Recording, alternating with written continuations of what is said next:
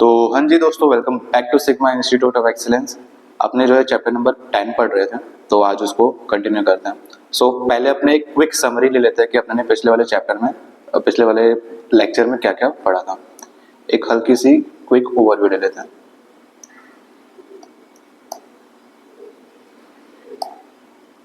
तो अपने ने पहले इंट्रोडक्शन देखा था, जहाँ पे अपने को बताया था कि ऑडिटर क्या होता है एंड उसका रोल क्या रहता है, मेनली उसको किस लिए अपॉइंट किया गया है एंड इसका चैप्टर का पर्पस क्या है। तो वो अपने ने इस वाले पैराग्राफ में देखा था। मेन अपना शुरू होता है यहाँ से, सेक्शन नंबर 139 से। 139 में बताया गया कि अपने को ऑडिटर को अपॉइंट करना है, तो कैसे हो सकता है। तो पहले कौन अपॉइंट हो सकता है, तो इंडिविजुअल हो सकता है या तो फर्म हो सकता है। फर्म के अंदर अपने लिमिटेड लायबिलिटी पार्टनरशिप को भी कंसिडर करते हैं। फिर टर्म्स क्या होता है, तो जनरली हर एक ऑडिटर का 1 टर्म ऑफ 5 ईयर माना जाता है, दैट इज फर्स्ट एजीएम से लेकर के 6th एजीएम तक। फिर अपने ने उससे चीज के रिलेटेड एग्जांपल देखा था। फिर अपने ने देखा था कि उसका मैनर एंड प्रोसीजर क्या होता है, कि हमें अगर ऑडिटर को सिलेक्ट करना है, अपॉइंट करना है, तो उसका क्या मैनर होगा, उसका प्रोसीजर क्या होगा। तो 2 पर्सन ही सिलेक्ट कर सकते हैं, 2 अथॉरिटी ही सिलेक्ट कर सकती है। अगर कोई भी कंपनी 177 के अंदर रजिस्टर्ड होकर के उसने ऑडिट कमेटी बनाई है, तो ऑडिट कमेटी ये सारा काम देखेगी। और एल्स अगर तुम 177 के अंदर नहीं हो, तो बोर्ड ऑफ डायरेक्टर सारा काम देखेंगे। उनका मेन काम क्या रहता है कि जो भी इंडिविजुअल या फिर फर्म को वो सिलेक्ट कर रहे हैं फॉर द कंपनी, उसकी क्वालिफिकेशन एंड एक्सपीरियंस को देखेंगे, क्या वो इस कंपनी के हिसाब से, उसके साइज एंड रिक्वायरमेंट के हिसाब से कमेंसुरेट कर रहा है या नहीं कर रहा है, मैच हो रहा है या नहीं हो रहा। फिर उसके अगेंस्ट किसी भी तरीके की प्रोसीडिंग्स चल रही है, तो उसके बारे में भी वो सारी चीजें पता करेगा। अगेंस्ट आईसीआई हो गया, या फिर कोई भी कॉम्पिटेंट अथॉरिटी हो गया, या फिर कोई भी दूसरे कोर्ट के अंदर उसके रिलेटेड चल रहा है, तो वो चीज पता करेगा। फिर और दूसरे भी कोई भी इंफॉर्मेशन जो उसको ठीक लगता है कि मेरे को जानना चाहिए, मेरे को ऑडिटर से पूछना चाहिए, देन वो उससे पूछ सकता है। अब ऑडिट कमेटी जहाँ पे होगी, तो वो क्या करेगी, ऑडिट कमेटी जो है अपने ऑडिटर को बोर्ड ऑफ डायरेक्टर्स को बताएगी। बोर्ड ऑफ डायरेक्टर्स अगर अग्री करते हैं, तो मेंबर्स के सामने एजीएम के अंदर अपॉइंट करने के लिए प्रेजेंट कर देंगे। If board of director deny कि नहीं, हम एक्सेप्ट नहीं कर सकते, हमारे सो एंड सो रीजन से हम ऑडिट कमेटी को बता रहे हैं, अगर ऑडिट कमेटी ने उसको कंसिडर करके चेंज कर दिया, सो बोर्ड ऑफ डायरेक्टर को वो वापस दे देंगे। तो वो काम एकदम सिंपल हो गया, कोई दिक्कत नहीं। बट अगर ऑडिट कमेटी भी बोले कि नहीं, मैंने जो सोचा है वो एकदम सही है, यही होना चाहिए, तो बोर्ड ऑफ डायरेक्टर अपना रीजन एक राइटिंग में देगा कि हम क्यों डिसएग्रीमेंट कर रहे हैं with the audit committee and हमारे हिसाब से क्या रिकमेंडेशन होना चाहिए of so and so auditor, हम बताना चाहेंगे एजीएम के अंदर। तो वो चीज अपने ने इस वाले में देखा। फिर यहाँ पे अपने ने वो केस स्टडी देखी, क्या है ये केस स्टडी, बहुत इंपॉर्टेंट हो सकती है, एक बार जस्ट रीड कर लेना, इसके ऊपर भी शायद केस स्टडी बन सकती है। फिर अपने ने देखा कि ऑडिट कमेटी बनाने की रिक्वायरमेंट किस किस कंपनी के ऊपर होती है। हर एक पब्लिक कंपनी, हर एक लिस्टेड पब्लिक कंपनी एंड ऐसी पब्लिक कंपनी जिसका paid up share capital is greater than और इक्वल टू 10 करोड़ है, या फिर ऐसा पब्लिक कंपनी जिसका टर्नओवर इज ग्रेटर देन और इक्वल टू 100 करोड़ है, या फिर ऐसी पब्लिक कंपनी जिसका एग्रीगेट आउटस्टैंडिंग लोन्स या फिर बोरोइंग्स या फिर डिबेंचर या डिपॉजिट्स वो इज इक्वल टू और ग्रेटर देन 50 CR है। उसको ऑडिट कमेटी बनाने के लिए मैंडेटरी माना जाएगा। अब ये सब के लिए हम वैल्यूज कहाँ से लेकर के आएंगे, तो उसके लिए बोला गया था कि वो वैल्यूज जो है हम लास्ट ऑडिटेड फाइनेंशियल स्टेटमेंट में जो भी वैल्यूज मेंशन कर रखी होगी उसे कंसिडर करेंगे। नाउ एक बार अगर आपके ऊपर ऑडिट कमेटी का प्रोविजन अप्लाई हो गया, तो आपने अगर 3 साल तक उसको सेटिस्फाई नहीं किया कि नहीं, फिर 3 साल तक तुम ये सब में से एक भी कंडीशन फुलफिल नहीं कर रहे हो, तब जाके तुम्हें ऑडिट कमेटी के कोई भी प्रोविजन अप्लाई नहीं होंगे, तुम्हें मैंडेटरी नहीं होंगे। तो उसके लिए 3 साल का क्राइटेरिया था, ये अपने ने देख लिया था। फिर ऑडिटर से हमें कंसेंट लेना होता है, एक रिटर्न कंसेंट लेना होता है कि जिसमें हमें वो बताएंगे कि हाँ हमने तुम्हें अपॉइंट करा है, उसका एक रिटर्न कंसेंट दे देंगे फ्रॉम दी ऑडिटर। फिर सर्टिफिकेट लेंगे कि तुम्हारा जो भी इंडिविजुअल या फर्म है वो अपॉइंटमेंट के लिए एलिजिबल है, तो वो डिस्क्वालिफाइड नहीं है अंडर दी ICAI एक्ट 1949। फिर ऑडिटर का जो भी अपॉइंटमेंट हुआ है वो अंडर दीज कंपनीज एक्ट हुआ है, under the provisions of the companies act हुआ है, उसका भी कोई भी तरीके से हमने उल्लेख नहीं करा है। फिर वो विद इन द लिमिट है, दैट इज 20 की लिमिट रहती है, जो वो उसके लिमिट के अंदर है उसे एक्सीड नहीं कर रही है। एंड जो भी हम ऑडिटर ने प्रोसीडिंग्स के बारे में डिस्क्लोज किया है इन द सर्टिफिकेट वो ट्रू है एंड करेक्ट है, उसके अंदर कोई भी तरीके की मिसमैनेज टाइप नहीं करी गई है। फिर इसके अंदर वही बताया गया था कि 141 के अंदर एलिजिबल होना चाहिए, क्वालिफिकेशन भी होना चाहिए, डिस्क्वालीफाइड नहीं होना चाहिए, वो सारी चीजें वो अपने आगे देख लेंगे।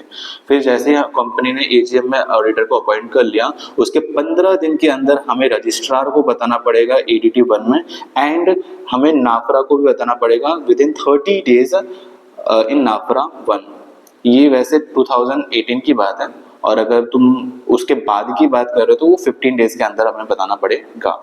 ठीक है। फिर ऑडिटर का टर्म क्या होता है वो अपने को बताया गया, तो वो सारी लिस्टेड कंपनी या फिर ऐसी सारी कंपनी जो अनलिस्टेड पब्लिक कंपनी है जिसका paid up share capital 10 crore और अबोव है, या फिर ऐसी प्राइवेट लिमिटेड कंपनी जिसका paid up share capital 50 crore और मोर है, या फिर पब्लिक कंपनी जिसकी जिसकी पब्लिक बोरोविंग्स, ऐसी कंपनी जिसकी public borrowings from the financial institution हो गया, बैंक हो गया, या फिर पब्लिक डिपॉजिट्स हो गया, वो ग्रेटर देन और इक्वल टू 50 करोड़ है। तो उसके अंदर क्या बोला गया कि हम इंडिविजुअल को अपॉइंट कर सकते हैं एक टर्म के लिए of 5 years, and audit firm को अपॉइंट कर सकते हैं 2 टर्म के लिए ऑफ 5 कॉन्जिक्यूटिव ईयर्स। यानी यहाँ पे अगर 2 टर्म्स हो रहेगा तो यहाँ पे टेक्निकली वो 10 ईयर्स रहता है, और यहाँ पे वो टेक्निकली 5 ईयर्स रहता है। इसके अंदर एक और चीज थी कि हम ओपीसी और स्मॉल कंपनी को ये प्रोविजन अप्लाई नहीं होते। यहाँ पे साफ साफ वर्डिंग में लिखा है excluding OPC that is 1 person company and small company. Okay. फिर इसमें बताया गया था कि कंपनी चाहे तो ऑडिटर को रिमूव कर सकती है, उसके अंदर कोई प्रेजुडाइज नहीं कर रखा उनकी राइट्स को, और ऑडिटर चाहे तो वो भी रिजाइन कर सकता है ऑफिस के पोजीशन से। तो फिर उसके रिलेटेड हमने एक एग्जांपल देख लिया था। फिर कूलिंग पीरियड अपने को बताया था, चाहे इंडिविजुअल हो या फिर ऑडिट फर्म हो उससे कोई फर्क नहीं पड़ता, कूलिंग पीरियड अपना जो है वो 5 इयर्स का ही रहने वाला है दोनों केस में। ठीक है, इसमें भी कोई दिक्कत नहीं थी। फिर ये अपने ने एग्जांपल देखा था। फिर अपने को पता था यहाँ पे कि ये वाली चीज भी अपने ने देख ली थी। नाउ ट्रांजिशनल पीरियड भी अपने ने देख लिया था कि ये क्या कहना चाहता है। नाउ मेन अपने आज इस टॉपिक से शुरू करते हैं, ये क्या कहना चाहता है। ठीक है।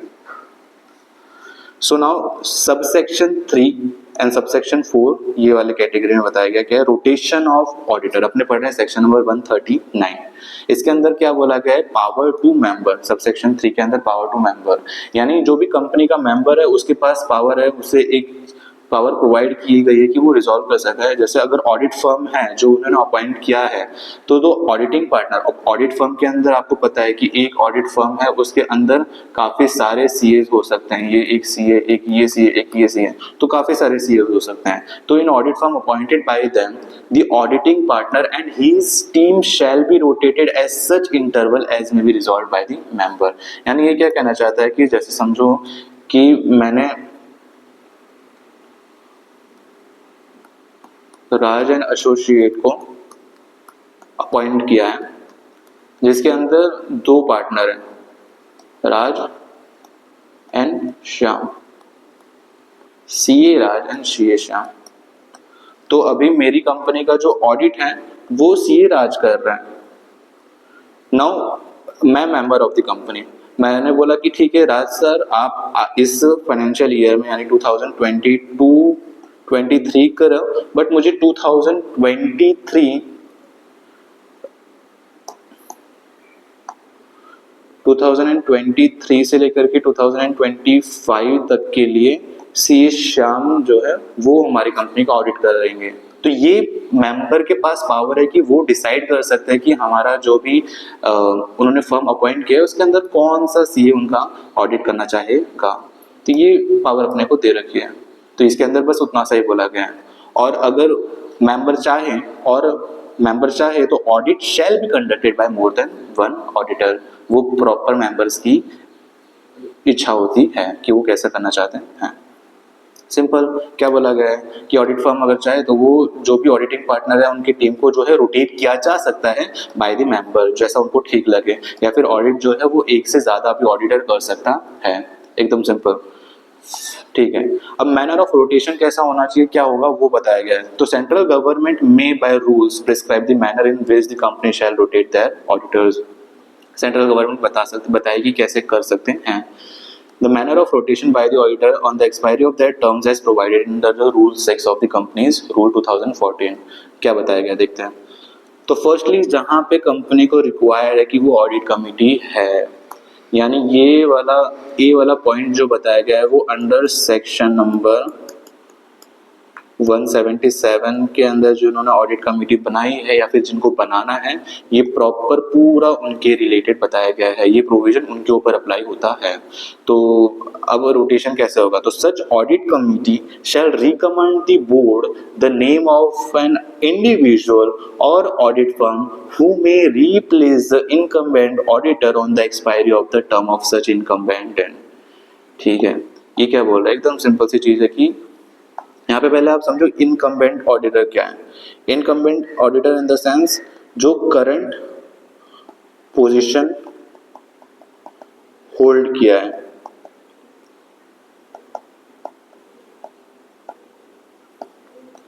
यानी अभी मेरी कंपनी है श्याम लिमिटेड एंड मेरी कंपनी का ऑडिटर राज एसोसिएट है। ठीक है, तो इसे हम इनकम्बेंट ऑडिटर कहते हैं कि भैया ये करंट में अभी यही हमारा ऑडिटर है। तो इसके अंदर क्या बताया गया कि ऑडिट कमिटी जब है, हम पढ़ के आ रहे हैं एक्सपायरी ऑन द टर्म्स के बेस पे, अगर किसी ऑडिटर का टर्म्स एक्सपायर हो रहा है तो उसके बाद कैसे क्या होगा, तो वो वाली चीज पढ़ रहे हैं। तो वो एक बार देख लेते हैं क्या बोलना चाहते हैं।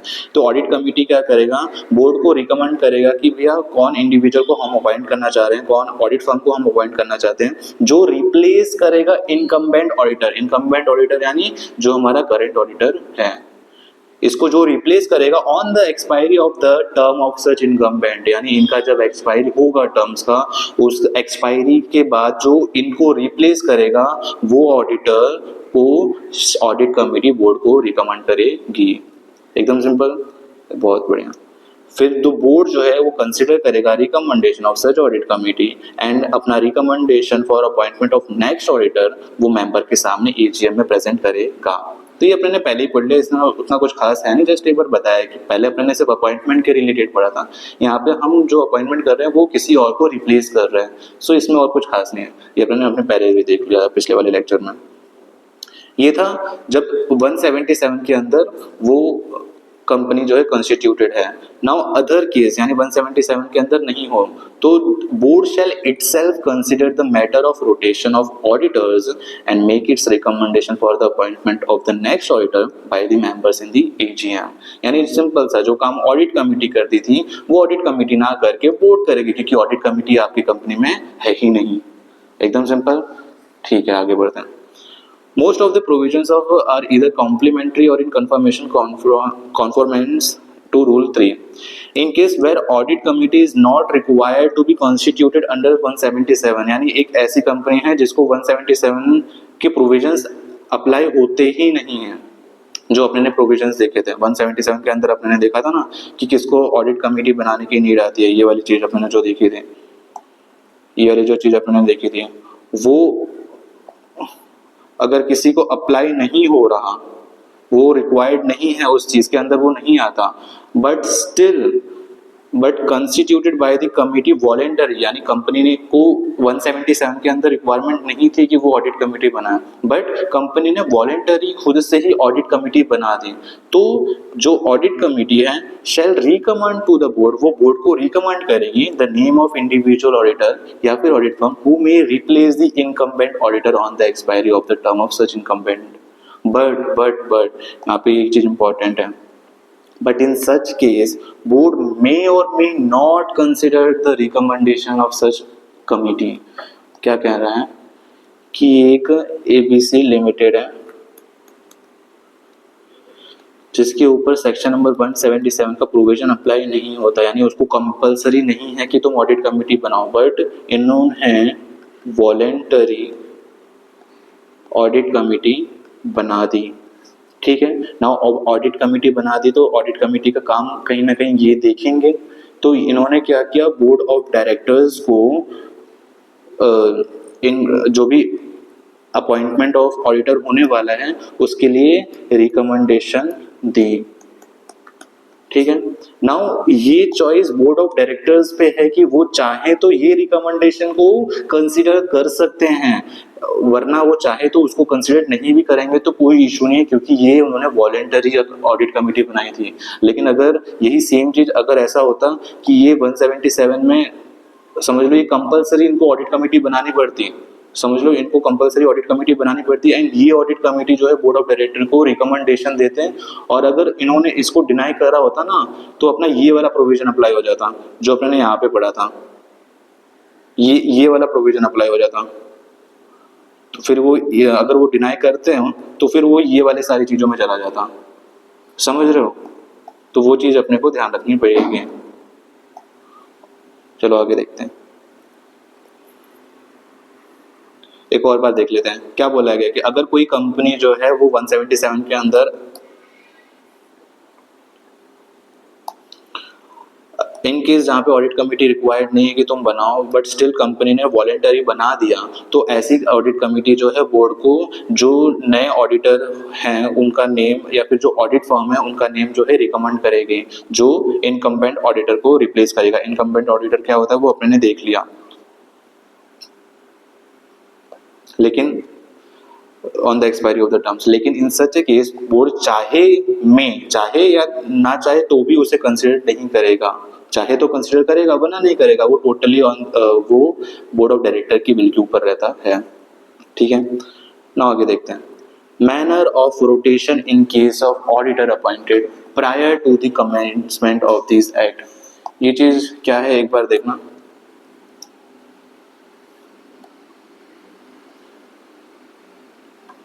यानी कंपनीज एक्ट आया था, वैसे तो बहुत सारे आए थे बट ये वाला कंपनीज एक्ट आया था 2013 में। ठीक है, नाउ कोई एक ऐसी कंपनी है टाटा,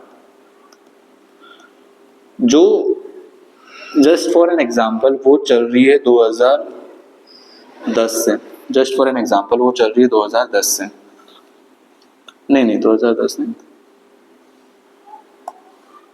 2008 से चल रही है।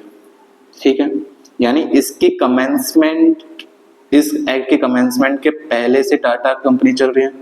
अब ऑब्वियस सी बात है, टाटा एक इतनी बड़ी कंपनी है तो उसका ऑडिटर होगा ही होगा।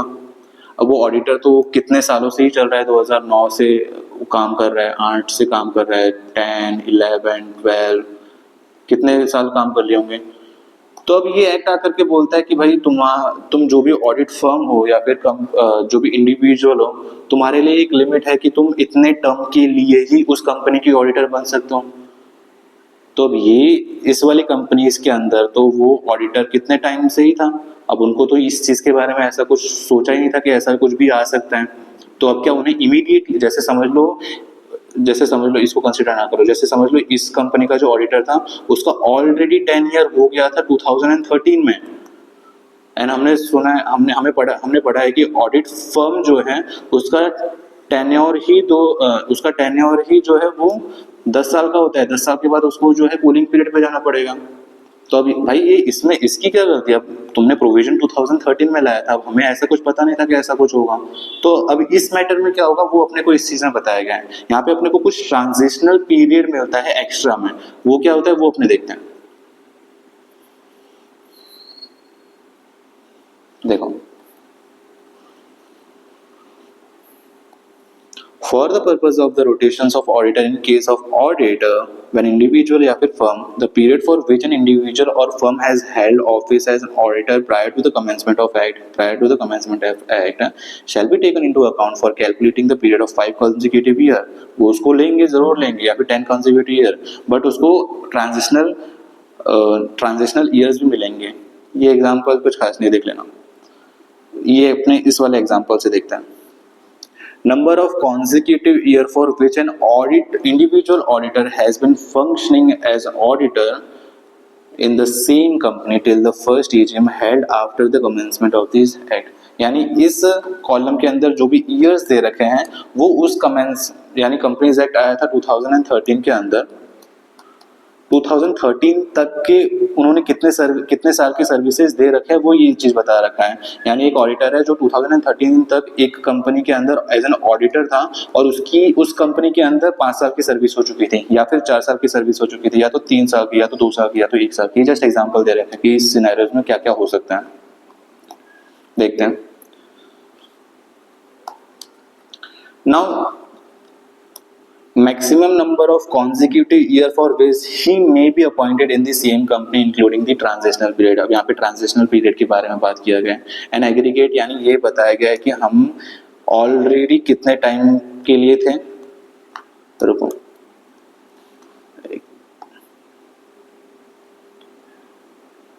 हम ऑलरेडी कितने टाइम के लिए थे, हमें एक्स्ट्रा ट्रांजिशनल पीरियड कितना मिलेगा, और हम टोटल फिर हमने ये दोनों को प्लस करके ये 1 ये 2 1 + 2 को मिला करके हमने कितना काम करा है। तो समझो कि भाई 2013 तक मैंने ऑलरेडी जो है वो 5 ईयर की सर्विसेज दे रखी हैं। तो अब यहाँ पे मेरे को कोर्ट, यहाँ पे मेरे को एक्ट क्या बोलता है कि भाई अगर तुमने ऑलरेडी अपनी लिमिट एग्जॉस्ट कर रखी है तो तुम्हें एक्स्ट्रा के अंदर 3 ईयर्स मिलेंगे, यानी टोटल मैं 8 साल की सर्विसेज दे सकता हूँ। समझो मैंने 4 साल की सर्विसेज दे रखी है तो मेरे को एक्स्ट्रा में 3 साल मिलेंगे, क्योंकि अब मैं सिर्फ 1 साल थोड़ी काम करूंगा, मेरे को एक्स्ट्रा में 3 साल तो मिलेंगे ही मिलेंगे, भले मेरी लिमिट एग्जॉस्ट हो चुकी है या फिर नहीं हो चुकी है। तो यहाँ पे मैंने टोटल 7 ईयर्स काम कर लिया है। समझो मेरे 3 साल की सर्विसेज ऑलरेडी हो चुकी है तो भी मेरे को 3 साल मिलेंगे, 2 ईयर में मेरा कुछ नहीं होगा, तो यहाँ पे टोटल मैंने 6 ईयर्स काम किए हैं। बट आप समझो 2 ईयर्स है तो यहाँ पे मेरी लिमिट एग्जॉस्ट हुई ही नहीं है, तो मैं यहाँ पे 3 साल काम करूंगा तो ट्रांजिशनल पीरियड भी मिल गया शॉर्ट ऑफ, और कहीं ना कहीं मेरा डिफॉल्ट टर्म ही था 5 ईयर। ये मैं इंडिविजुअल की पर्सपेक्टिव से बता रहा हूँ तो वो ध्यान रखना। नाउ अब 1 साल का ही उसने सर्विसेज दिया है तो आप ये बोलोगे कि नहीं 3 साल काम करो, नहीं भाई, हमने लिमिट हमारी एग्जॉस्ट करी ही नहीं है 5 साल की, तो मेरे को प्रॉपर 4 ईयर मिलने चाहिए जो मेरे को 5 साल की सर्विसेज प्रोवाइड हो पाएगी।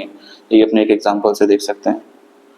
क्या बोला है कि 5 साल की सर्विसेज मैंने दे रखी है तो मेरे को एक्स्ट्रा में 3 साल मिलेंगे फॉर ट्रांजिशनल पीरियड। सिमिलरली मैंने 4 साल का दे रखा है तो फिर भी मेरे को एक्स्ट्रा में 3 मिलेंगे, टोटल 7 है। अगर 3 साल का है तो 3 तो मिलेंगे, 6 है। अगर 2 साल का ये, और मैंने अगर 1 साल का ही दे रखा है तो फिर मेरे को प्रॉपर 4 मिलने चाहिए, क्योंकि मेरा डिफॉल्ट टाइम ही कितना है 5 ईयर्स का माना गया है। तो ये इंडिविजुअल की क्राइटेरिया में बहुत सिंपल है। सिमिलरली मैं एक बार इसके क्राइटेरिया में बता देता हूँ। ये हमारा जो है ऑडिट फर्म के बेस पे समझाया गया है। इसके अंदर ये हमारा ऑडिट फर्म यानी pre commencement of the provisions के पहले की बात है कि कितने सर्विसेज उसने दे रखी है, हमें ट्रांजिशनल पीरियड कितना मिलने वाला है, एग्रीगेट पीरियड हमें कितना है। तो ऑडिट फर्म का अपने को पता है कि टोटल वो 10 साल तक का एक कंपनी के अंदर एज एन ऑडिटर अपॉइंट हो सकता है ना। उसने 10 साल की लिमिट एग्जॉस्ट कर लिया, उसका 10 साल ऑलरेडी हो चुका है इस कमेंसमेंट तक का, तो उसे एक्स्ट्रा में ट्रांजिशनल 3 ईयर मिलेंगे, तो उससे 13 ईयर से ज़्यादा काम कर सकता है। ये अब आप पूछोगे भैया ये क्या लिखा है और मोर देन 10 ईयर, तो ये एग्जांपल के लिए लिखा है कि यहाँ पे 10 ना मान करके समझो 13 ईयर का उसने सर्विसेज दे रखा होगा, तो वो प्लस 3 ईयर और मिलेंगे एज एन ट्रांजिशनल, यानी उसने 16 ईयर का भी काम कर सकता है। यानी यहाँ पे लिखा है ना 13 या फिर मोर, ये मोर जो है वो इस चीज़ के लिए कि अगर उसने 10 साल से ज़्यादा काम किया तो वो उस चीज़ के लिए बताया गया है। तो ये चीज़ ध्यान रखना, ठीक है। जैसे फिर अगर समझो इसने 8 ईयर्स की सर्विसेज ऑलरेडी प्रोवाइड कर रखी है तो भी उसको ट्रांजिशनल में 3, यानी डिफॉल्ट समझो कि अगर आपकी 10 की लिमिट एग्जॉस्ट कर रही है ना तो प्रॉपरली आपको सिर्फ 3 ईयर्स ही एक्स्ट्रा मिलेंगे। बट अगर आपकी ऐसी कोई चीज़ है जो आपने 10 की लिमिट क्रॉस की ही नहीं, अब यहाँ पे मैंने 5 साल की सर्विसेज दी एज एन ऑडिट फर्म, तो भाई मेरी अभी भी 5 साल बाकी है। अब आप मेरे को ये नहीं बोल सकते कि नहीं मैं आपको 3 ही दूंगा ट्रांजिशनल पीरियड पे। अरे भाई मेरे ऑलरेडी 5 साल की बात की तो मैं प्रॉपर यूज करूंगा ना पूरे 10 साल कंप्लीट करने के लिए। ये चीज समझ रहे हो? ठीक है, अब आप अपने आगे देखते हैं।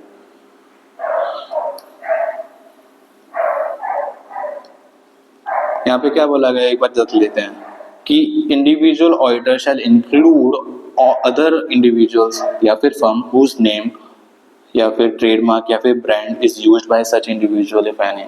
ये बहुत सिंपल सी चीज बोल रही है कि जो हमने इंडिविजुअल ऑडिटर अपॉइंट कर रहा है ना, जो इंडिविजुअल ऑडिटर काम कर रहा है वो उसको भी इंक्लूड, वो अदर इंडिविजुअल को भी इंक्लूड करेगा या फिर ऐसी फर्म को भी इंक्लूड करेगा जिसका नाम यूज किया गया है, जिसका ट्रेडमार्क यूज किया है, जिसका ब्रांड यूज किया गया है बाय सच इंडिविजुअल। ये एग्जांपल से आपको अच्छे से समझ आएगा। क्या बोला गया कि समझो सीए राज एक कंपनी का ऑडिट जो है वो सीए राज कर रहा है, ठीक है। लेटर उसने अपने कंपनी का मतलब अपने इंडिविजुअल का नाम चेंज करके क्या नाम रख दिया, राज एंड कंपनी, और इसने ऑलरेडी यहाँ पे 2-3 साल के लिए एज एन ऑडिटर काम किया है। ना उसने अपना नाम चेंज कर दिया राज एंड कंपनी के लिए। अब तुम ऐसा बोलो कि नहीं इस कंपनी का ऑडिट जो है ये दूसरा पर्सन कर रहा है, अरे नहीं भाई, रिलायंस, रिलायंस कंपनी का ऑडिटर ऑलरेडी सी राज था, जस्ट एग्जांपल के लिए, जिसने 2-3 साल का जो है वो एज एन ऑडिटर काम किया है। ना उसने अपना नाम चेंज करके राजन कंपनी कर लिया। अब आप ये नहीं बोल सकते ना कि राजन कंपनी तो एक दूसरा पर्सन है, वैसे लीगली है, लेकिन for the purpose of the time calculation इसको ईयर को भी काउंट किया जाएगा, इसको भी काउंट किया जाएगा, ऐसा माना जाएगा कि हाँ ये वही पर्सन है जो ये है।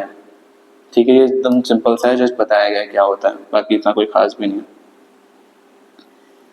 और इसमें बस यही बताया गया कि consecutive year shall means all the preceding financial year for which individual has been the auditor until there has been, यानी consecutive year मतलब क्या होता है कि पिछले प्रीसीडिंग फाइनेंशियल ईयर्स में जो भी उसने कंटिन्यूसली काम किया है उसे कॉन्जिक्यूटिव ईयर माना जाएगा, लेकिन तब नहीं माना जाएगा जब 5 साल या फिर उससे ज्यादा का ब्रेक हो गया हो। इसको भी एक एग्जांपल से आपको समझा देता हूँ। देखो ये नीचे भी सेम चीज ही लिखी है ऊपर के जैसा ही, तो यहाँ पे समझा देता हूँ, समझो।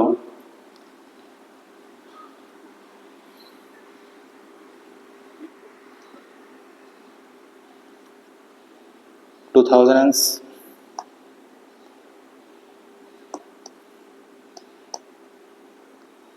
2016 में मिस्टर ए को एज एन ऑडिटर रखा था, 2017 में भी मिस्टर ए को ऑडिटर रखा था, ठीक है। बट 2018 मिस्टर ए को नहीं रखा था, 1 साल का गैप आ गया। 2019 उसमें भी मिस्टर ए को नहीं रखा था। 2020 उसमें भी हमने मिस्टर ए को एज एन ऑडिटर नहीं अपॉइंट करा था। 2021 उसमें भी हमने नहीं रखा था। 2022 उसमें भी हमने नहीं रखा था। नाउ 2023 इसमें हमने अगेन मिस्टर ए को एज एन ऑडिटर अपॉइंट करा। तो अब ये लाइन पढ़ते अपने समझ आएगा कि consecutive years shall mean all the preceding financial year, all the preceding financial years, हम इस वाले दे पे हैं, all the preceding financial year for which the firm has been auditor, firm या फिर individual has been auditor, has been the auditor until there has been a break। अब यहाँ पे आप देखोगे तो यहाँ पे continuously 1 साल का, 2 साल का, 3 साल का, 4 साल का, 5 साल का continuously ब्रेक आ गया, तो फिर हम उसे consecutive year काउंट नहीं करेंगे। अब ये जो मिस्टर ए का टर्म्स होगा वो एकदम फ्रेश होगा, वो न्यू से from the very first year count किया जाएगा, कि इसको माना जाएगा कि ये इसका फर्स्ट ईयर है एज एन ऑडिटर, इस चीज को काउंट नहीं की जाएगी। ये वाला लाइन सिंपल सा बस ये कहना चाह रहा है। ये बात समझ आई? अब अपने आगे देखते हैं। Manner of rotation in case of same network and common partner, ये क्या है अपने देखते हैं। द इनकमिंग ऑडिटर और ऑडिट फर्म, जो भी नया ऑडिटर आ रहा है या फिर ऑडिट फर्म आ रही है, shall not be eligible if such auditor or audit firm is associated with the outgoing partner, यानी outgoing auditor और audit firm under the same network of the audit firm। एक normal सा example देते हैं। क्या बोला गया कि भैया मिस्टर ए मेरा ऑडिटर था जिसका 5 ईयर का टेन्योर खत्म हो गया, ठीक है। नाउ ये जो है मेरी कंपनी है, नाउ यहाँ से मिस्टर ए अब रिटायर हो रहा है एंड मैं जो है मिस्टर बी को एज एन ऑडिटर अपॉइंट कर रहा हूँ, बट मिस्टर बी को मैं अपॉइंट नहीं कर पाऊंगा अगर ये किसी भी तरीके से इसकी नेटवर्क से रिलेटेड होगा, सेम नेटवर्क के अंदर आएगा तो। अब इसका मतलब एक रियल लाइफ एग्जांपल लेते हैं, प्रैक्टिकल एग्जांपल लेते हैं, क्या बोलना चाहते हैं। तो आप सब लोगों ने बिग 4 का नाम सुना होगा, राइट। बिग 4 में क्या होता है, एक बार पहले नेटवर्क का मतलब समझ लेते हैं, नेटवर्क क्या होता है। नेटवर्क मतलब सेम नेटवर्क मतलब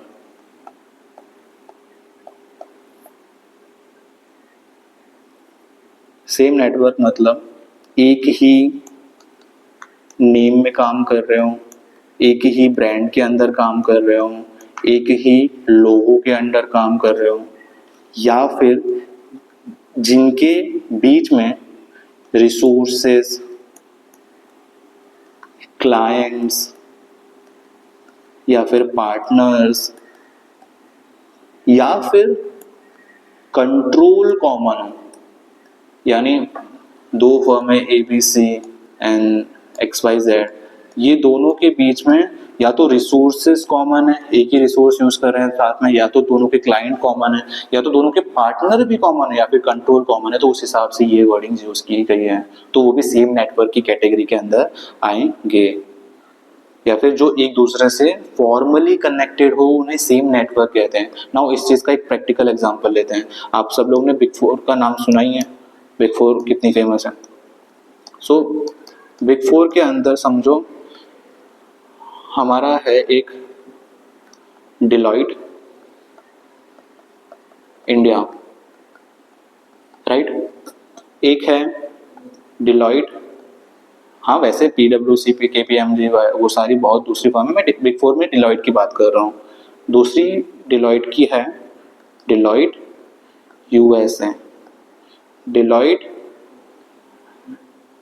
एंड टच LLP। तो आप देख रहे हो कि ये डिलॉयट इंडिया हो गया, ये डिलॉयट USA हो गया, ये वाली जो कंपनी हो गई, वो तीनों एक सेम नेटवर्क के अंदर काम कर रही है, दैट इज डिलॉयट नेटवर्क। तो अगर मैंने करंट ईयर में, मतलब समझ लो मेरा अभी तक ऑडिटर जो है वो डिलॉयट इंडिया था और इसका टर्म एक्सपायर हो गया, नाउ मेरे को दूसरा अपॉइंट करना है, तो मैं डिलॉयट USA या फिर ये वाली कंपनी को, ये वाली फर्म को एज एन ऑडिटर अपॉइंट नहीं कर सकता, क्योंकि ये सब लोग जो है वो सेम नेटवर्क के अंदर आते हैं, डिलॉयट नेटवर्क के अंदर। ये वाली चीज ये कहना चाह रहा है, एकदम सिंपल सी चीज है, समझे।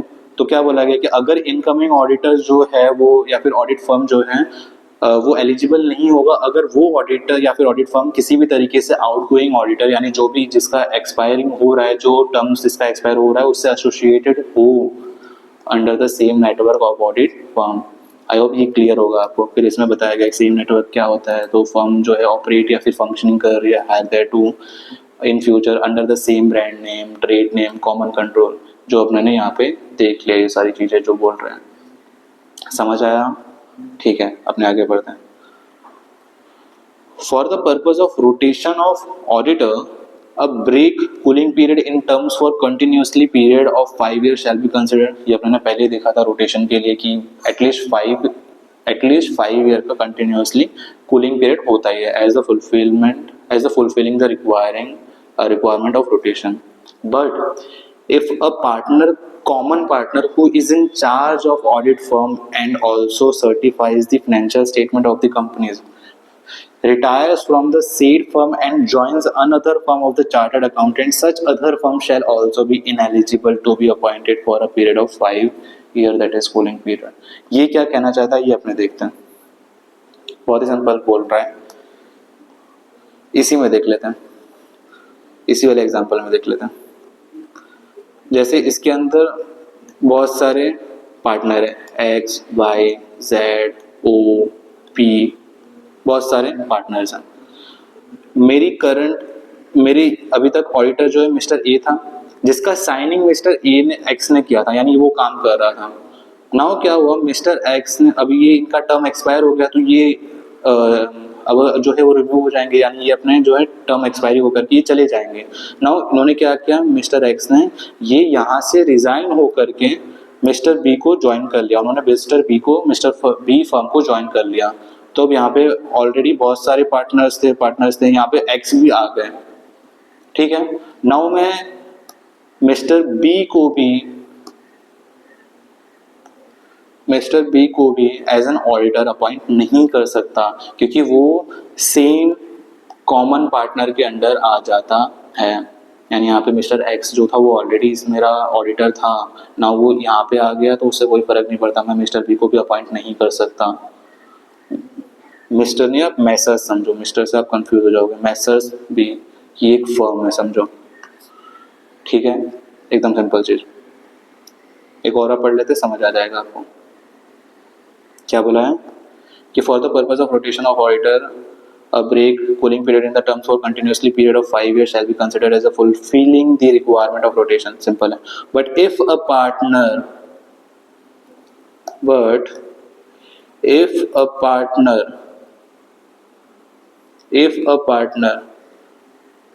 अरे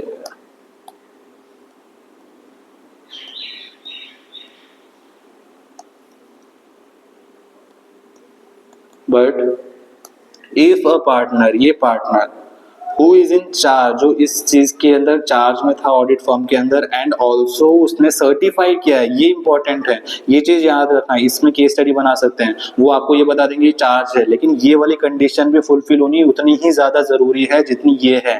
तो ये वाली यहाँ पे इंपॉर्टेंट मार्क कर लेना कि ये केस स्टडी में आ सकती है। अगर आपको कहीं भी केस स्टडी जैसा क्वेश्चन दे देंगे तो वो ये चीज में भी घुमा सकते हैं, ये चीज ध्यान रखना, ठीक है गाइस। वो ऑल्सो सर्टिफाई करेगा the financial statement of the company. वो अगर यहाँ से रिटायर होकर के, retire from the said firm यानी मैसर्स एंड एक फर्म के अंदर रिटायर होकर के ज्वाइन कर रहा है another firm of the chartered accountant, messrs of B उसे ज्वाइन कर रहा है, तो ये messrs and B such other firm shall also be ineligible to be appointed for 5 years of to be for a period of 5 years, that is cooling period. 5 साल तक वो appoint नहीं हो सकती क्योंकि कूलिंग पीरियड 5 साल का चल रहा है ड्यू टू दिस पर्सन। अगर ये यहाँ पे नहीं आता तो मैसेज बी भी अपॉइंट हो सकता था। एकदम सिंपल है, बहुत सिंपल है, अब समझ आ गया होगा। नेक्स्ट पढ़ते हैं, manner of rotation in case of joint auditor. ये क्या कहना चाहता है, मैंने आपको इस चैप्टर की स्टार्टिंग में ही बताया था कि कंपनी के नेचर के ऊपर डिपेंड करता है, कंपनी के रिक्वायरमेंट के ऊपर डिपेंड करता है कि हमें किस लेवल का ऑडिटर चाहिए। अगर ऐसी कोई कंपनी है जो इसका टर्नओवर मुश्किल से 1 करोड़ एक्सीड कर रहा हो, 2 करोड़ एक्सीड कर रहा हो, तो वो फर्म को अपॉइंट नहीं करेगा, वो जनरली एक इंडिविजुअल को अपॉइंट करेगा जो अपने सारे काम करेगा। बट अगर सिमिलरली ऐसे ही कोई कंपनी जिसकी हजारों की टर्नओवर हो, हजारों का पेड अप हो, जो भी हो, तो वो इंडिविजुअल अकेला सा हैंडल नहीं कर पाएगा, सो वो जॉइंट ऑडिट में काम करते हैं। Where a company has appointed 2 या उससे ज्यादा इंडिविजुअल या फिर फर्म, 2 से ज्यादा इंडिविजुअल भी अपॉइंट कर सकता है, या फिर फर्म या फिर combinations thereof as joint auditor, यानी इंडिविजुअल भी अपॉइंट कर लिया एंड फर्म भी अपॉइंट किया, तो उसे कॉम्बिनेशन कह रहा है। The company may follow the rotation of auditor in such a manner that both या फिर all of the joint auditor as the case may be do not complete their term in the same year। ये चीज क्या बोल रहा है, एकदम एक नॉर्मल से एग्जांपल में हम देख लेते हैं। हमने 2 इंडिविजुअल को हायर किया है, मिस्टर ए मिस्टर बी, ठीक है, 2 इंडिविजुअल ऑडिटर हैं, तो हमें इस तरीके से इनको अपॉइंट करना है कि इनका जो टर्म है वो सेम ईयर पे कंप्लीट नहीं होना चाहिए। जैसे समझ लो कि अगर मैंने इसको अपॉइंट किया और इसका टर्म जो है एज पर 5 years ऑफ क्राइटेरिया, 2025 में ये इसका टर्म एक्सपायर हो जाएगा, इसको निकलना होगा और फिर इसको कूलिंग पीरियड में जाना पड़ेगा। सिमिलरली मिस्टर बी के लिए भी 2025 है, हमें इस तरीके से अपॉइंट नहीं करना है। अगर इस तरीके से अपॉइंट करेंगे तो फिर कंपनी में ऑडिटर रहेगा ही नहीं कोई भी। नो डाउट हम दूसरा अपॉइंट कर सकते हैं, बट जॉइंट ऑडिट में हमें ये ध्यान रखना चाहिए कि जो भी हमारे ऑडिटर है उनका सेम ईयर पे जो है टर्म कंप्लीट नहीं होना चाहिए। तो इसके लिए हम क्या कर सकते हैं, इसके लिए हम ऐसा कर सकते हैं, एक दूसरा सिनेरियो ले लेते हैं। दूसरे सिनेरियो में हमने जैसे समझ लो मिस्टर ए, ये है अपना फर्स्ट सिनेरियो, ठीक है, ये है अपना सेकंड सिनेरियो। सेकंड सिनेरियो में मैंने क्या किया, मिस्टर ए को अपॉइंट करा, मिस्टर बी को अपॉइंट करा। इसका टर्म एक्सपायर हो रहा है 2025 के अंदर एंड इसका टर्म एक्सपायर हो रहा है 2027 के अंदर। तो अपने को ये वाले क्राइटेरिया के बेस पे चलना चाहिए कि जहाँ पे सब दोनों जन का साथ में एक्सपायर ना हो टर्म। तो एक और बार देख लेते हैं। सिंपल सी चीज बोली गई है कि जहाँ पे कंपनी जो है 2 या उससे ज्यादा इंडिविजुअल फर्म या फिर कॉम्बिनेशन अपॉइंट करती है, तो कंपनी को इस तरीके से रोटेशन करनी चाहिए कि जो भी सारे ऑडिटर्स हैं वो एक सेम ईयर पे कंप्लीट अपना काम ना करें, उनका टर्म्स कंप्लीट ना हो एक टाइम पे। अपने इलस्ट्रेशन देख लेते हैं। Modern furniture limited despite not mandated, यानी उसको 177 के अंदर ऑडिट कमेटी बनाने की नीड नहीं थी, स्टिल उसने जो है ऑडिट कमेटी बना दी। Their own on voluntary basis constituted such audit committee.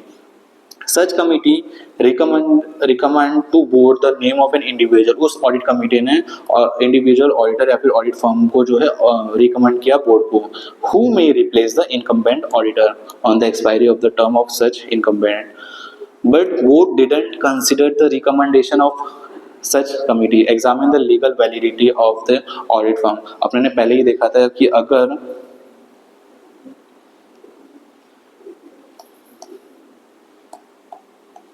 अपने ने पहले ही देखा था कि अगर उसको रिक्वायर्ड नहीं है, स्टिल वो जो है वॉलेंटरीली ऑडिट कमेटी बना रही है, तो बोर्ड चाहे तो कंसिडर कर सकता है, चाहे तो कंसिडर नहीं कर सकता। वो लीगली बोला है, तुम चाहो तो इसे कंसिडर करो, वरना नहीं करोगे तो भी हम तुम पे कोई भी तरीके की रेस्ट्रिक्शन नहीं डालेंगे कि तुमने क्यों नहीं किया।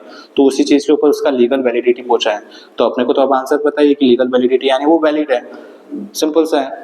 Hence act of the audit committee ने रिकमेंड किया, वो उसकी भलाई थी, बोर्ड ने रिकमेंड नहीं लिया, मतलब उसको कंसीडर नहीं किया, वो उसकी भलाई थी। तो दोनों ही लीगली वैलिड माना जाता है। ये बात समझ आई आप लोगों को? ठीक है, अपने आगे देखते हैं। Sub section number 6, first auditor. First auditor क्या होता है? एक नॉर्मल सा फटाक से अपने खत्म कर लेते हैं। फर्स्ट ऑडिटर क्या होता है? देखो, एक होता है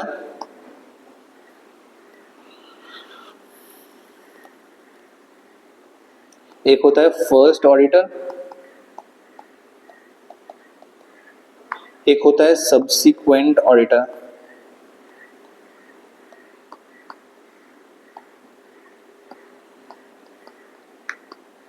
नाउ फर्स्ट ऑडिटर होता क्या है ये समझो। फर्स्ट ऑडिटर यानी समझो यार,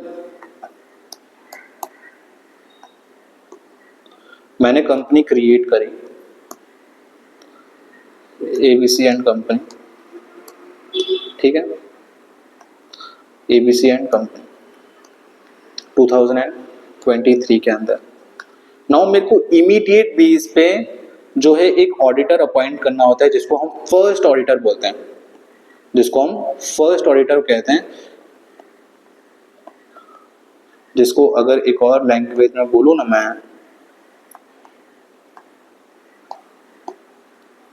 तो इसको हम टेम्पररी ऑडिटर भी कहते हैं, जिसका पीरियड पता है क्या होगा?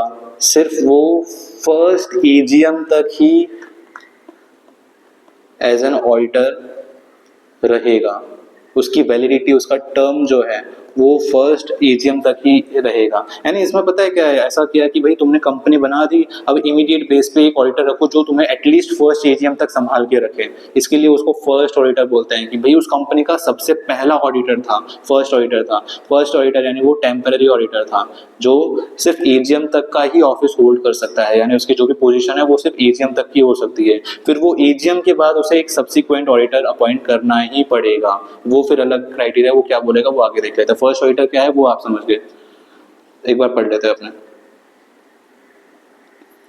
The first auditor of a company other than government company, government company के लिए अलग से क्राइटेरिया है, उसको अपने देख लेंगे। यानी the first auditor of the company shall be appointed by the board of director. यहाँ पे ऑडिट कमिटी भी नहीं आएगी, यहाँ पे बताया, उसकी जिक्र भी नहीं किया है, तो बोर्ड ऑफ डायरेक्टर ही अपॉइंट करेंगे within 30 days of the date of registration of the company, and the auditor shall so appointed shall hold office until the conclusion of first AGM। यानी एक टाइमलाइन से अगर मैं बताऊं ना, तो ये टाइमलाइन है। यहाँ पे कंपनी इनकॉर्पोरेट हुई है, तो इसके 30 दिन के अंदर मेरे को फर्स्ट ऑडिटर जो है वो अपॉइंट करना पड़ेगा। एंड ये इसकी वैलिडिटी ये एजीएम खत्म होने तक की ही रहेगी। इसके बाद मेरे को दूसरा अपॉइंट करना पड़ेगा, दूसरा ऑडिटर अपॉइंट करना पड़ेगा।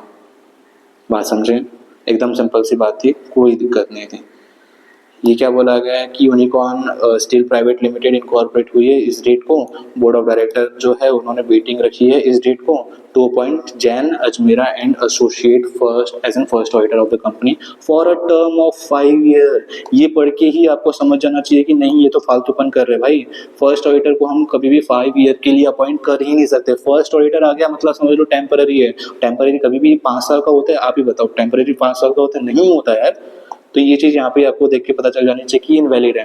एज पर section 139 subsection 6 of the companies act the board shall appoint first director within 30 days from the date of the. हमें लीगल वैलिडिटी इवैल्यूएट करनी है कि ये वैलिड है, इनवैलिड है, या फिर valid after the approval of share holders in the AGM है, या फिर valid only after approval of central government है। तो भाई ये इनवैलिड है। यहाँ पे बोला गया first auditor so appointed by the, वो सिर्फ conclusions of the first AGM तक ही रहेगा। ठीक है, एकदम सिंपल, बहुत ही सिंपल टॉपिक है, कुछ ज़्यादा खास नहीं है। एक नॉर्मल सा रीड मारोगे आप लोग तो आपको समझ आ जाएगा और अच्छे से दिमाग में भी बैठ जाएगा। नाउ भैया अब ऐसा है कि चलो मान गए कि 30 दिन में अपॉइंट करना है, बट क्या हुआ अगर वो बोर्ड जो है वो अपॉइंट नहीं कर पाई 30 दिन के अंदर, तो क्या हुआ? तो if the board fails to exercise its power, that is appointment of the first auditor, it shall inform the members of the company। वो कंपनी के मेंबर्स को बताएंगे कि भैया ऐसा आपने काम दिया था मेरे को, बट अनफॉर्चुनेटली मैं नहीं कर पाया। तो फिर the company may appoint the first auditor within 90 days at an extraordinary general meeting, यानी EGM के अंदर। ये EGM क्या है, EGM क्या है, ये सारा चीज जो है चैप्टर नंबर 7 में पढ़ोगे। और जस्ट एन एग्जांपल में बताऊं तो एक्स्ट्रा ऑर्डिनरी जनरल मीटिंग आपको नाम से ही समझ आ गया होगा, यानी ये नॉर्मल तरीके से हम मीटिंग नहीं करते इस चीज़ों के लिए, ये एक एक्स्ट्रा ऑर्डिनरी चीज़ है, तो एकदम से बुला करके हमने एक मीटिंग कर रहे हैं। तो वो 90 डेज के अंदर एक्स्ट्रा ऑर्डिनरी जनरल मीटिंग बुला करके हमें फर्स्ट ऑडिटर अपॉइंट करना पड़ेगा। And such auditor shall hold office till the conclusions of the first AGM. और ये चीज़ एक बार टाइमलाइन से समझो, ये चीज़ बहुत इंपॉर्टेंट है कि हमें टोटल डेज मिले तो मिले कितने, यानी यहाँ पे कंपनी इनकॉर्पोरेट हुई है, हमें 30 डे के अंदर अपॉइंट करना था फर्स्ट ऑडिटर को, राइट। हम मतलब हमें in the sense board of director को अपॉइंट करना था, लेकिन उन्होंने नहीं कर पाए। तो हमें एक्स्ट्रा के अंदर जो 90 डेज है ना, ये हमें एक्स्ट्रा के अंदर यानी यहाँ से लेकर के जो और 90 डेज है वहां तक की बात की गई है। वो एक्स्ट्रा डेज हमें जो है 90 डेज मिलेंगे प्लस में 90 डेज, और ये मेंबर्स के लिए क्राइटेरिया है, यानी टोटल में हमें 120 डेज मिलते हैं अगर ये फुलफिल नहीं कर पाया तो की बात कर रहा हूँ। ये चीज़ ध्यान रखना कि ये 30 डेज फर्स्ट क्राइटेरिया में और ये जो 90 डेज है वो एक्स्ट्रा के अंदर हमें मिल रहे हैं, तो वो चीज़ भी हमें ध्यान रखनी पड़ेगी, क्योंकि इस चीज़ के ऊपर भी ICAI क्वेश्चन पूछ लेता है कि टोटल डेज कैलकुलेट करवा सकता है वो आपको MCQs के अंदर। ठीक है, वो चीज़ ध्यान रखना आप। So managing director of PQR Limited wanted to appoint Mr. Ganpati, a practicing chartered accountant, as first auditor of the company. He himself, without consulting the board, appointed Sri Ganpati as an auditor evaluate। यानी PQR Limited का एक manager था, उसने बिना किसी board की consultancy से ही, board को कंसल्ट करे बगैर ही उसने जो है इनको एज एन ऑडिटर अपॉइंट कर लिया। क्या ये वैलिड है? नहीं, ये बिल्कुल भी वैलिड नहीं है, क्योंकि वो हमें बोर्ड ऑफ डायरेक्टर को 30 दिन के अंदर सबको इन्फॉर्म करना पड़ता है date of the registration of the company के बाद। तो हैंस द इंस्टेंट केस जो गणपति जिसमें ये है himself is invalid due to the violation of section number 139 subsection 6। ठीक है, अभी तो ये अपने ने पढ़ा था कि अदर देन कंपनी में अगर हमें फर्स्ट ऑडिटर अपॉइंट करना हो तो, अदर देन गवर्नमेंट कंपनी में अगर हमें फर्स्ट ऑडिटर अपॉइंट करना हो तो क्या? Now auditor of the government company, government company का अगर फर्स्ट ऑडिटर अपॉइंट करना है तो क्या? देखो, अब गवर्नमेंट की चीजें से रिलेटेड कुछ भी आए ना तो आपको ये चीज ध्यान रखना पड़ेगा कि वो CAG सारा काम देखता है, जैसे कंट्रोलर एंड ऑडिटर जनरल, यानी गवर्नमेंट की ऑडिट के रिलेटेड जितनी भी सारी चीजें हैं ना वो CAG देखती है, ये आप समझो, ये एक ऐसा काम करती है। तो the first auditor is to be appointed by CAG of India within 60 days from the date of the registration of the company, who shall hold the office till the conclusions of the first AGM। in case यानी government में, in case अगर वो government company है तो CAG काम करेगी, या फिर ऐसी कंपनी है जो डायरेक्टली या फिर इनडायरेक्टली ओन हो रही हो या फिर कंट्रोल हो रही हो बाय द सेंट्रल गवर्नमेंट, या फिर स्टेट गवर्नमेंट, या फिर स्टेट गवर्नमेंट्स, या फिर पार्टली बाय सेंट्रल गवर्नमेंट, या फिर पार्टली बाय वन और मोर स्टेट गवर्नमेंट। ये चीज क्या बोली भैया, मेरे को कुछ भी समझ नहीं आया, बताते हैं। तो देखो ये वाला क्राइटेरिया आप समझ गए होंगे, इसमें कोई दिक्कत है। पहले ये बात बता देते हैं कि क्या हो गया कि अगर तुम गवर्नमेंट कंपनी के अंदर आते हो ना, तो तुम्हारा इनकॉर्पोरेशन समझ लो यहाँ पे हुआ इनकॉर्पोरेशन, तो इसके 60 डेज के अंदर तुम्हें जो है ऑडिटर को अपॉइंट करना है। एकदम सिंपल बात, तुम्हें इन द सेंस सीएजी को अपॉइंट करना है, जो होल्ड करेगा अपनी मीटिंग अपनी position till the first AGM. इसमें कोई डाउट, ऊपर वाली चीज पूरी छाप दी है, बस यहाँ पे डेज का फर्क है, कोई दिक्कत नहीं दिक्कत। अब बोल रहे हैं कि भाई गवर्नमेंट कंपनी मतलब कौन, तो गवर्नमेंट कंपनी मतलब पहली तो जो गवर्नमेंट कंपनी है वो तो है, उसमें कोई दिक्कत है ही नहीं। दूसरे में भी हमें को समझ नहीं आया कि वो क्या कहना चाह रहा है। ठीक है, दूसरा वाला बता देते हैं ना। दूसरे में क्या बोला गया है, ये और है, ठीक है, या तो गवर्नमेंट कंपनी या फिर ऐसी कंपनी, समझो एक ऐसी कंपनी है एबीसी जिसका डायरेक्टली या फिर इनडायरेक्टली कंट्रोल कर रही है ये गवर्नमेंट, कंट्रोल कर रही है या फिर ओन कर रही है ये गवर्नमेंट, या तो सिर्फ एक गवर्नमेंट या फिर और स्टेट गवर्नमेंट या फिर स्टेट गवर्नमेंट्स, यानी एक से ज्यादा गवर्नमेंट्स, या फिर एक सीजी प्लस एक या उससे ज्यादा स्टेट गवर्नमेंट। ये चीज समझ आए?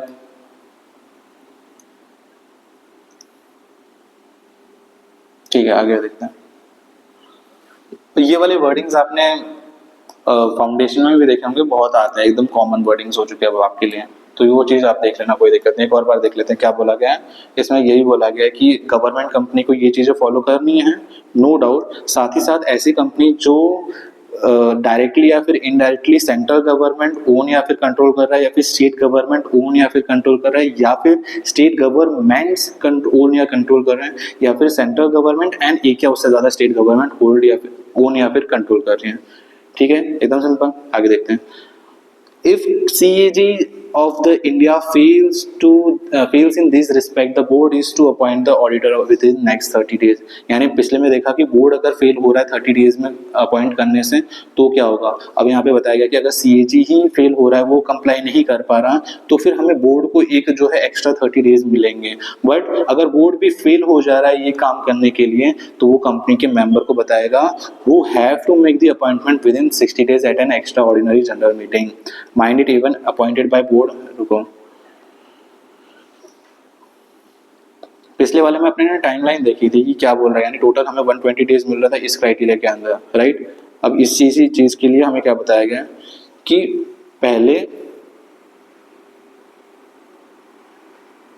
पहले इनकॉर्पोरेशन हो रहा है, उसके 60 डेज के अंदर हमें सीएजी को मौका मिलता है कि भैया तुम जो है ऑडिटर को अपॉइंट करो, ऑडिटर यानी फर्स्ट ऑडिटर को अपॉइंट करो।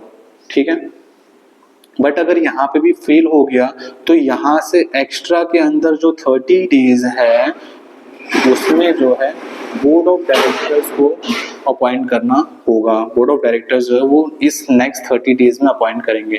बट सीएजी भी फेल हो गया, बोर्ड ऑफ डायरेक्टर भी फेल हो गए, तो क्या, तो बोर्ड ऑफ डायरेक्टर्स जो है वो मेंबर्स को बताएंगे और यहाँ से एक्स्ट्रा में 60 डेज जो काउंट किया जाएगा उसमें मेंबर्स जो है वो अपॉइंट करेगी ऑडिटर को, फर्स्ट ऑडिटर को।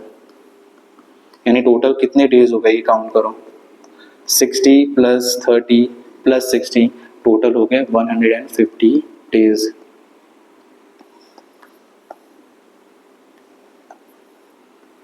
ठीक है, तो ये चीज रहती है। यानी अगर हमें नॉर्मल कंपनी का अपॉइंटमेंट करना है और सब लोग फेल कर रहे हैं कंप्लाई करने के लिए, तो टोटल हमें 120 डेज ही मिलेंगे। बट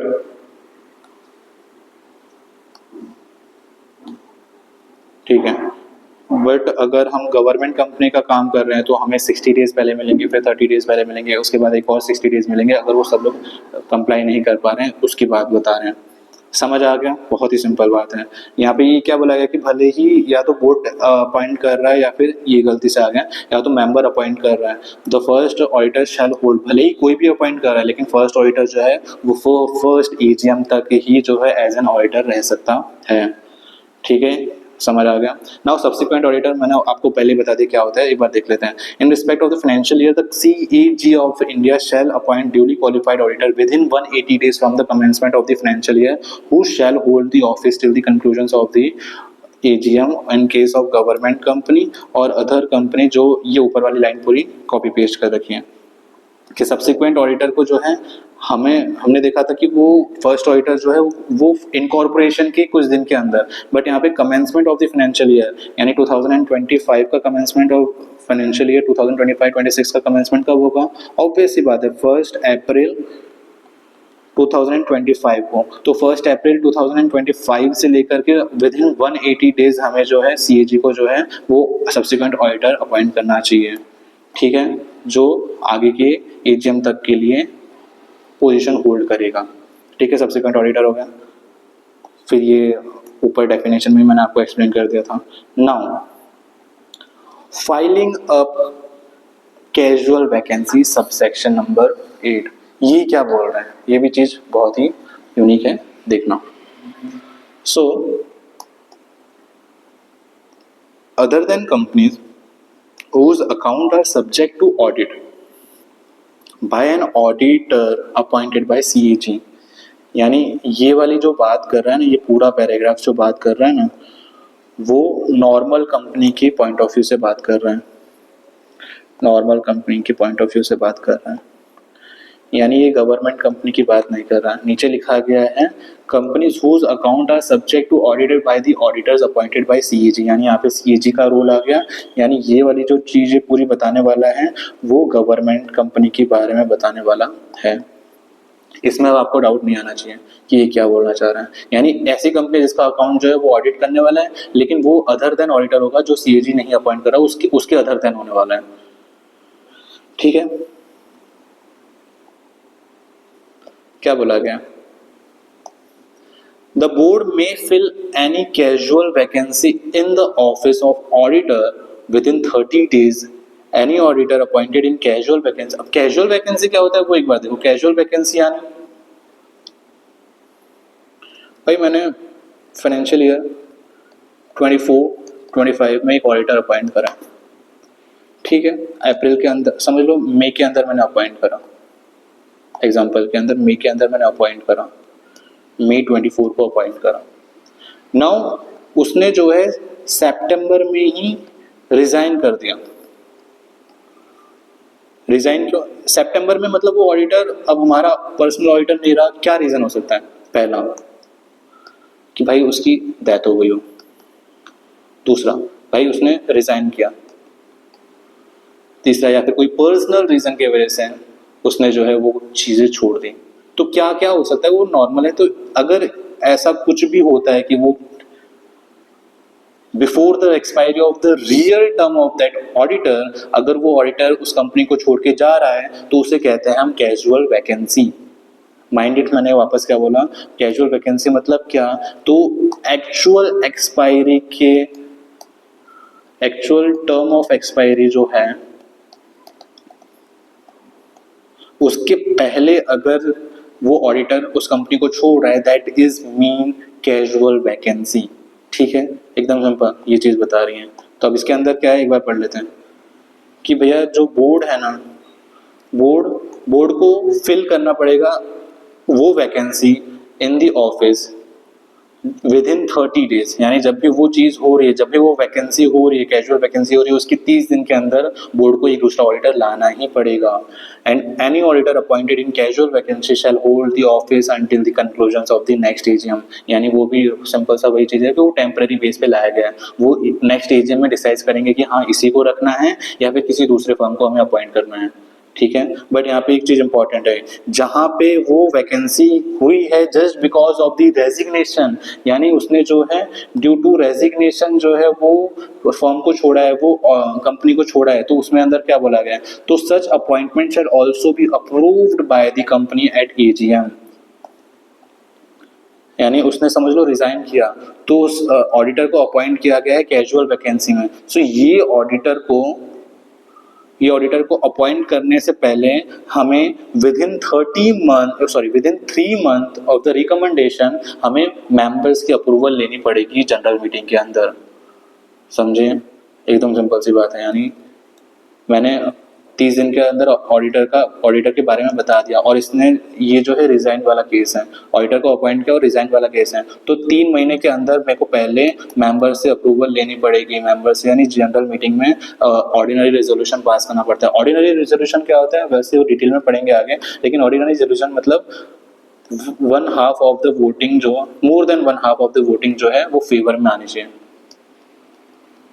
इसको डिटेल, यानी अभी नॉर्मल एग्जांपल में बोलूँ तो समझ लो 10 लोग हैं और 5 से ज्यादा लोगों ने फेवर में बोला कि हाँ अपॉइंट करने से रेडी हैं, करने के लिए रेडी हैं। एकदम सिंपल वर्डिंग्स बोलो तो, अभी टेक्निकल नहीं जाते अपने। ठीक है, वो 3 महीने के अंदर हमें पहले वापस अप्रूवल लेनी पड़ेगी कि हाँ हम इसको अपॉइंट कर रहे हैं, आप लोग रेडी हो, ठीक है, जो भी चीज़ है।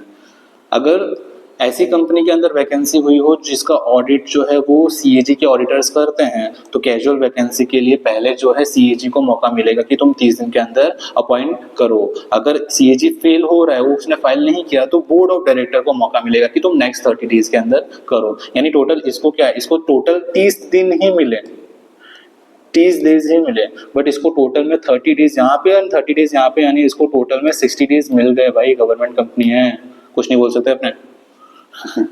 ठीक है, तो ये एक नॉर्मल सा एग्जांपल है कि ये अगर हमें कैजुअल वैकेंसी फुलफिल करनी है, फाइल करनी है, तो उसके अंदर क्या बताया गया वो अपना सबसेक्शन नंबर 8 के अंदर बताया गया है। ठीक है, अपने एग्जांपल देख लेते फटाक से और इस सेक्शन को खत्म करते हैं।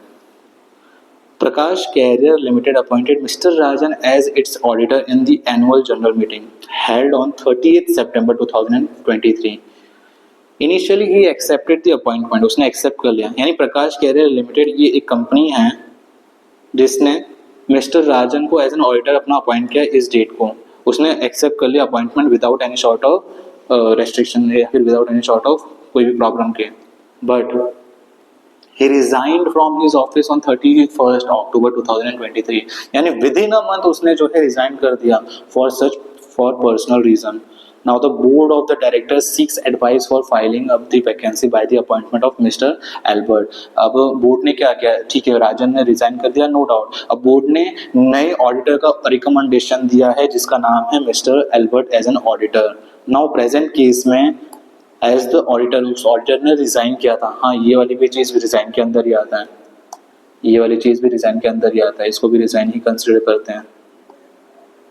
ठीक है, in the present case auditor ने रिजाइन किया है, तो कैजुअल वैकेंसी जो भी क्रिएट हुई है उसको बोर्ड को फुल करनी पड़ेगी बाय अपॉइंटिंग मिस्टर एल्बर्ट। लेकिन however the appointment of mister Albert उसे अप्रूव कराना पड़ेगा by the company by passing an ordinary resolution.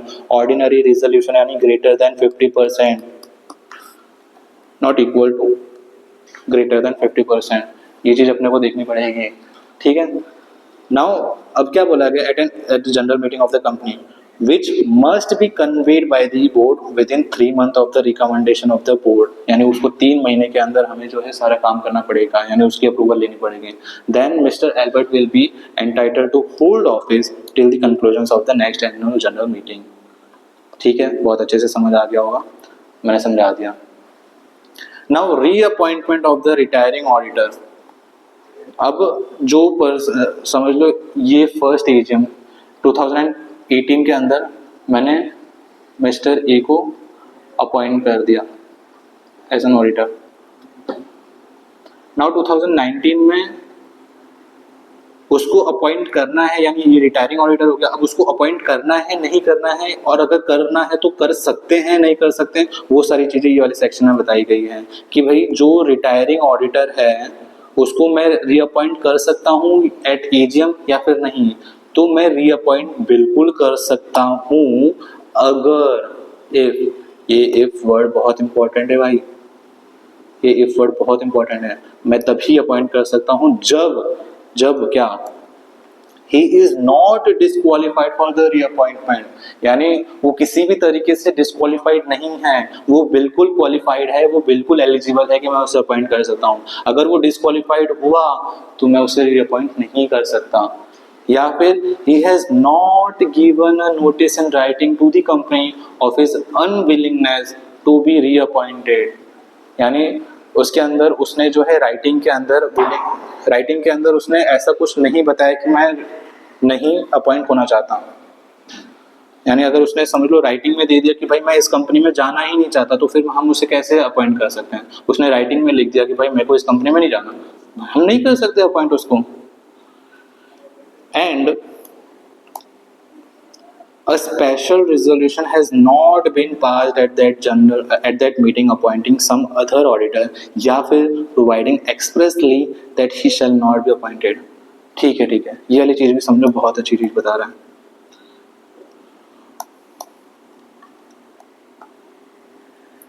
यानी मैं उस रिटायरिंग ऑडिटर को अपॉइंट कर सकता हूं, लेकिन कब?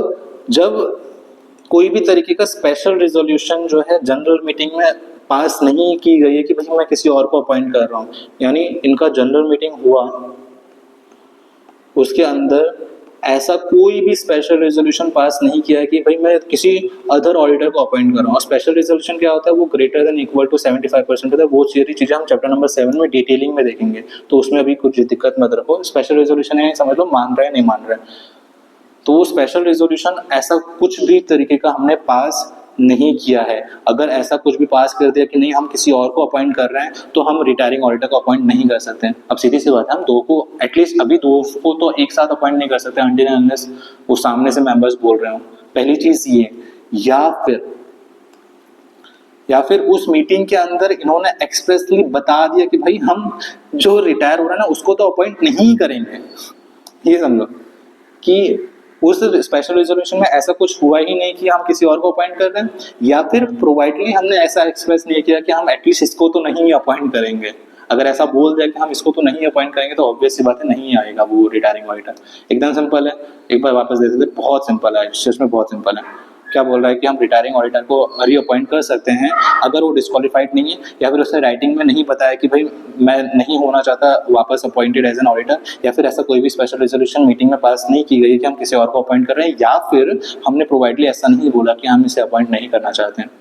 Further, as per subsection 10, where at EGM no auditor is appointed or reappointed, the existing auditor shall continue to be the auditor of the company। यानी फर्दर ऐसे कोई चीज़ है कि एनुअल जनरल मीटिंग हो रही है और कोई दूसरे ऑडिटर को अपॉइंट नहीं किया, या फिर दूसरे को रीअपॉइंट करने की बात नहीं आई, तो जो एग्जिस्टिंग ऑडिटर है ना, जो भी एग्जिस्टिंग ऑडिटर है ना, वही हमारा ऑडिटर रहेगा। क्योंकि हमने इसको चेंज करने की भी बात नहीं की, किसी दूसरे को अपॉइंट करने की भी बात नहीं की, तो ऑब्वियस सी बात है ये डीम्ड मान लिया जाएगा कि तुम ही हमारे ऑडिटर हो। ठीक है। Even in case of continuation of auditor due to deeming provision of subsection 10, the condition specified under subsection 9 shall be checked। यानी इसमें क्या बोल रहा है कि भले ही तुम इस चीज के अंदर डीमिंग प्रोविजन में आते हो कि तुम एज एन डिफॉल्ट ऑडिटर हो, स्टिल तुम्हें ये वाली सारी कंडीशन ऑफ सबसेक्शन 9 जो है एक बार देख लेनी चाहिए कि इसमें से मेरा कुछ नेगेटिव वे में तो नहीं जा रहा। सिंपल सी चीज बताई गई सबसेक्शन इसके अंदर। Now the last subsection of this section, audit committee's recommendation, उसके अंदर क्या बोला गया है? Subsection 11 prescribe the conforming provision that where a company is required to constitute an audit committee under section 177, all appointment including the filing of casual vacancy of auditor under this section shall be made after taking into the account the recommendation of our committee। ये पूरे paragraph को एकदम simple language में मैं बोलूँ ना, तो simple सा ये बोला गया कि अगर तुम ऑडिट कमेटी बनाने के लिए रिक्वायर्ड हो, तो तुम जो भी अपॉइंटमेंट करने वाले हो, जो भी कैजुअल वैकेंसी की फाइलिंग करने वाले हो, वो सब करोगे, लेकिन एटलीस्ट एक बार उस कमेटी की बात सुन लेना, उसका कंसिडरेशन ले लेना। ले रहे हो तो अच्छी बात है, नहीं ले रहे हो तो उस पर्टिकुलर केस के रिलेटेड जो भी लॉज होंगे उनको भी फुलफिल करने की नीड आएगी। एकदम simple, auditors committee sorry audit committee's recommendation, बहुत सिंपल है। तो इसी के साथ हमारा सब सेक्शन नंबर 139 जो कि ऑलमोस्ट 17 पेज का था, खत्म हो गया। एक बार क्विक रिवीजन ले लेते हैं कि हमने क्या पढ़ा, क्या है क्या नहीं, एकदम फटाक से खत्म करते हैं।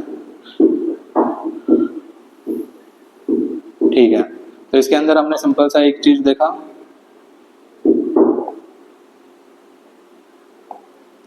कि पावर टू मेंबर, मेंबर का क्या पावर है, तो भाई वो चाहे तो ऑडिट फर्म के अंदर जो है जो भी ऑडिट पार्टनर्स है, जो भी उनकी टीम्स है, उसको रोटेट कर सकता है, उसके पास ये पावर है। वो चाहे तो एक से ज्यादा ऑडिटर को भी अपॉइंट कर सकता है। अब उसको मैनर के बारे में बात की गई है, तो जब भी जो एक्सपायरी, जब भी किसी ऑडिटर का एक्सपायरिंग ऑफ द टर्म हो रहा है और अगर ऑडिट कमिटी वहां पे है, तो ऑडिट कमिटी सारा काम बता करके जो भी न्यू ऑडिटर्स हैं, जो भी इनकम्बेंट ऑडिटर को रिप्लेस करेंगे, उसके बारे में बोर्ड को बताया जाएगा। एंड बोर्ड जो है वो फर्दर कम्युनिटी को, मेंबर ऑफ द कंपनी को बताएंगे इन द ईजीएम। लेकिन अगर ऑडिट कमिटी नहीं है तो बोर्ड ही ये सारा काम खुद से करेगी। जहाँ पे जिस कंपनी ने वॉलंटरी अपना जो है ऑडिट कमिटी बनाया है, तो उस केस के अंदर बोर्ड चाहे तो कंसिडर करे, चाहे तो ना भी कंसिडर करे, कोई दिक्कत नहीं है। अब ऐसी चीज की 2013 पे ही मेरे ऑलरेडी इतने टर्म्स एग्जॉस्ट हो चुके हैं, तो क्या मेरे को एक्स्ट्रा टाइम मिलेगा? नहीं मिलेगा, जरूर मिलेगा। 3 साल का एक्स्ट्रा टाइम मिलेगा, डिपेंडिंग ऑन द सर्कमस्टांसेस कि आपका कितना साल हो चुका है। ये वाली सारी चीजें, अगर 5 साल हो गया है तो आपको 3 साल मिलेगा,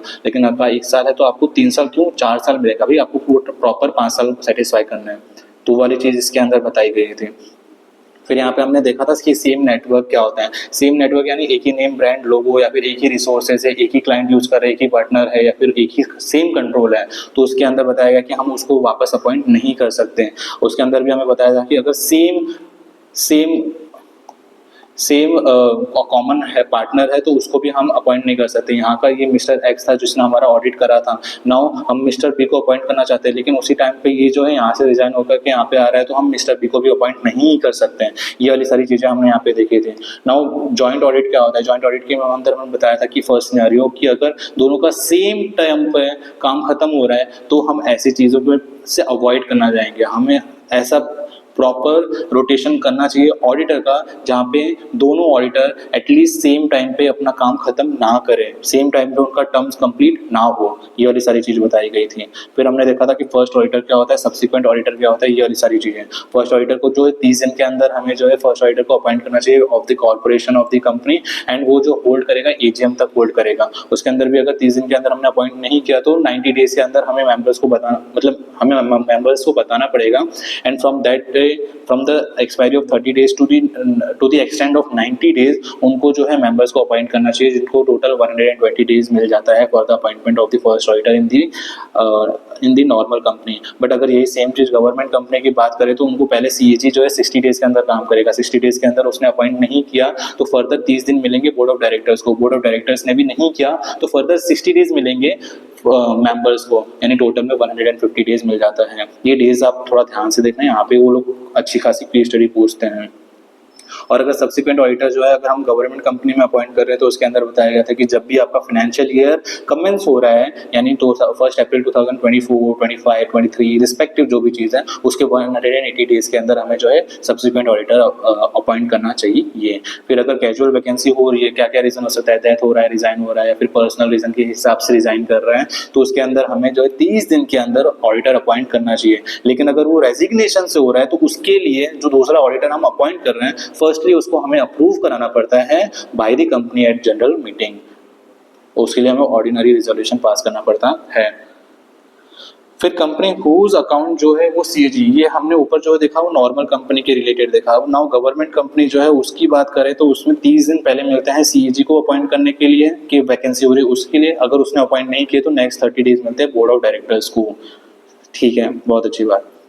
ना अगर रिटायरिंग ऑडिटर है उसको हमें रीअपॉइंट करना है, बिल्कुल कर सकते हैं। अगर वो डिस्क्वालीफाइड नहीं है, अगर वो डिस्क्वालीफाइड नहीं है तो हम आराम से उसको अपॉइंट कर सकते हैं। या फिर उसने राइटिंग में ऐसा नहीं बोला कि भाई मेरे को अपॉइंट नहीं होना, तो भी हम अपॉइंट कर सकते हैं। या फिर हमने ऐसा कोई भी स्पेशल रेजोल्यूशन पास नहीं किया कि हम किसी और को अपॉइंट कर रहे हैं, या फिर हमने ऐसा कोई भी रेजोल्यूशन पास नहीं किया जिसमें हमने बताया कि हम उसे अपॉइंट नहीं कर रहे हैं। फिर फर्दर सबसेक्शन 10 बोलता है कि हमने अगर कोई भी ऑडिटर अपॉइंट नहीं किया है या फिर कोई भी रीअपॉइंटमेंट की बात नहीं हुई है, तो जो एग्जिस्टिंग ऑडिटर है वही हमारे कंपनी का कंटिन्यूइंग ऑडिटर बना जाएगा। भले ही डीमिंग प्रोविजन में तुम जो है कंटिन्यूइंग ऑफ द ऑडिटर हो, स्टिल तुम्हें जो है सबसेक्शन 9 के सारी चीजें कंसिडर करनी पड़ती है।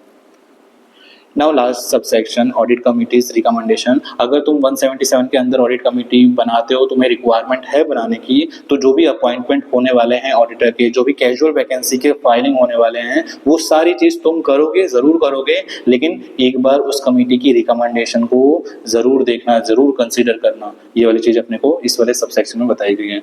सो आज के लिए बस इतना ही। अपने नेक्स्ट सेक्शन नंबर 140 जो है कल से शुरू करेंगे और उसके बारे में देखेंगे कि क्या होता है रिमूवल, क्या होता है resignation of the auditor and क्या होता है giving of a special notice. So आज के लिए इतना ही। Thank you so much, bye bye.